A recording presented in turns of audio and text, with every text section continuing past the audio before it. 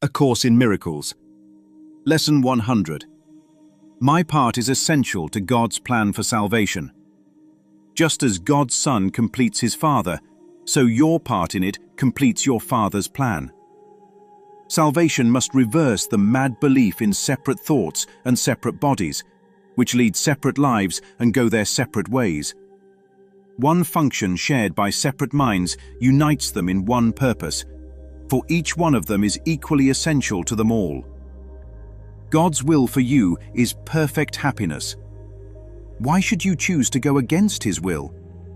The part that he has saved for you to take in working out his plan is given you that you might be restored to what he wills.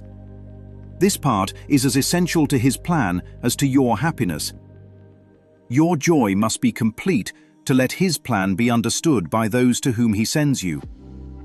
They will see their function in your shining face and hear God calling to them in your happy laugh. You are indeed essential to God's plan. Without your joy, his joy is incomplete. Without your smile, the world cannot be saved. While you are sad, the light that God himself appointed as the means to save the world is dim and lusterless, and no one laughs because all laughter can but echo yours. You are indeed essential to God's plan. Just as your light increases every light that shines in heaven, so your joy on earth calls to all minds to let their sorrows go and take their place beside you in God's plan. God's messengers are joyous, and their joy heals sorrow and despair. They are the proof that God wills perfect happiness for all who will accept their Father's gifts as theirs. We will not let ourselves be sad today, for if we do, we fail to take the part that is essential to God's plan, as well as to our vision. Sadness is the sign that you would play another part, instead of what has been assigned to you by God. Thus do you fail to show the world how great the happiness he wills for you. And so you do not recognize that it is yours. Today, we will attempt to understand joy is our function here. If you are sad, your part is unfulfilled, and all the world is thus deprived of joy along with you. God asks you to be happy, so the world can see how much he loves his Son, and wills no sorrow rises to abate his joy. No fear besets him to disturb his peace. You are God's messenger today. You bring his happiness to all you look upon, his peace to everyone who looks on you and sees his message in your happy face. We will prepare ourselves for this today in our 5-minute practice periods, by feeling happiness arise in us according to our Father's will and ours. Begin the exercises with the thought, today's idea contains. Then realize your part is to be happy. Only this is asked of you or anyone who wants to take his place among God's messengers. Think what this means. You have indeed been wrong in your belief that sacrifice is asked. You but receive according to God's plan, and never lose or sacrifice or die. Now let us try to find that joy that proves to us and all the world God's will for us. It is your function that you find it here, and that you find it now. For this you came. Let this one be the day that you succeed. Look deep within you, undismayed by all the little thoughts and foolish goals you pass as you ascend to meet the Christ in you. He will be there, and you can reach him now. What could you rather look upon in place of him who waits that you may look on him? What little thought has power to hold you back? What foolish goal can keep you from success when he who calls to you is God himself? He will be there. You are essential to his plan. You are his messenger today, and you must find what he would have you give. Do not forget the idea for today between your hourly practice periods. It is yourself who calls to you today, and it is him you answer. every time you tell yourself you are essential to God's plan for the salvation of the world. Lesson 100. My part is essential to God's plan for salvation. The piece that cannot be missing. Why God's plan fails without your joy. There is no such thing as an optional part in a perfect plan. Not one. Not a spare piece. Not a backup role. Not a silent observer standing off to the side. A plan that comes from God does not include extras. It includes only what is essential. And essential means this: remove it, and the whole thing stops working. Like a circuit without current. Like a body without a heart. Like a symphony missing a single note that holds the entire composition together. This is where the mind resists, because it has been trained to believe in separation. Separate thoughts, separate bodies, separate lives, separate ways. 4 layers of the same impossibility. Separate thoughts cannot truly join, so understanding becomes guesswork. Separate bodies cannot truly connect, so closeness becomes temporary. Separate lives cannot share purpose, so meaning becomes personal and fragile. Separate ways cannot lead to one outcome, so direction becomes conflict. And yet, the mind tries to build a world out of this. A world where everything is divided and somehow expected to function as one. It cannot work. It has never worked. So salvation is not fixing the pieces. It is recognizing there were never separate pieces to begin with. And here is the shift. One function. Shared. Not divided. Not personalized. One function that belongs to all minds equally. This is what unites what seem to be separate. Because function reveals what something is for.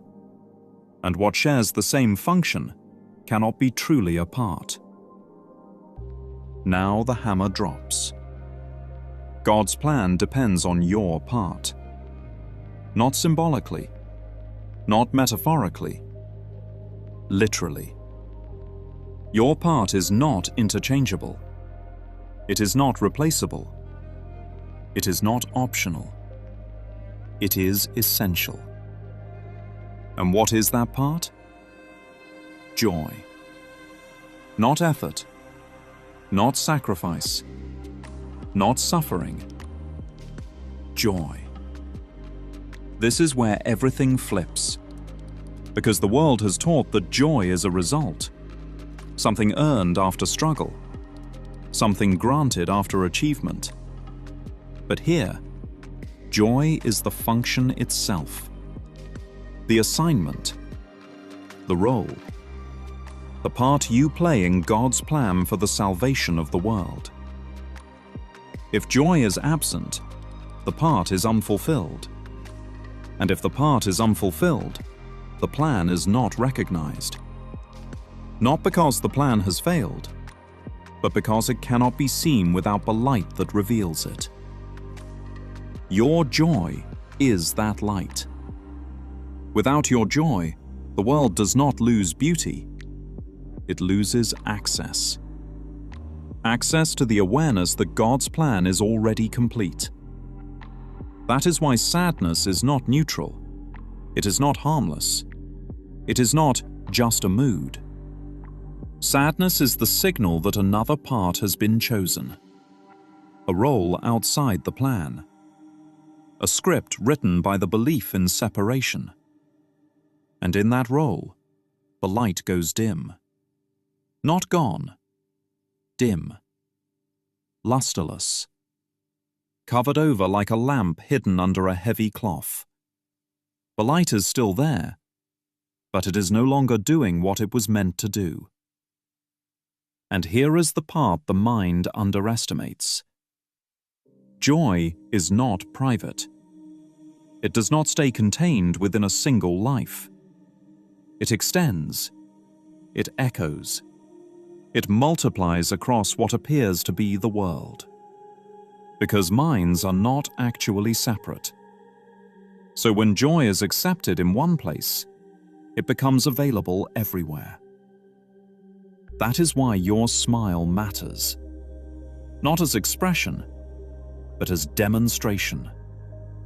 A shining face is not decoration. It is instruction. It teaches without words. This is what you are. And when that is seen, something ancient stirs in the mind that looks upon it. Not admiration, recognition. The memory of the same function, the same joy, the same place in God's plan. Now the illusion of sacrifice gets exposed. Because if your function is joy, then nothing real is being asked to be given up. Only what was never true is released. The belief in loss, the belief in lack, the belief that something outside of God's plan could complete you. But God's will for you is perfect happiness, not partial, not conditional, perfect. So to choose against joy is to choose against what you are. Not in defiance, but in confusion. And confusion always produces the same result. A search, a restless movement through separate lives, separate ways, trying to find what was never missing. This is why the instruction is given for today, not tomorrow, not eventually, today. Because the plan is not unfolding in time. It is being recognized now, or not recognized at all. And recognition happens through acceptance, not effort, not striving. Acceptance. To look within, past the noise of little thoughts, past the pull of small goals, past the endless distractions of a world built on separation, and find what has always been there. Joy. Uncaused, unthreatened, unabated. Nothing can diminish it. Nothing can oppose it. Nothing can replace it. Because it is not something you have. It is what you are. And this is the final realization. The self that calls to you is not asking you to become essential. It is reminding you that you never were anything else.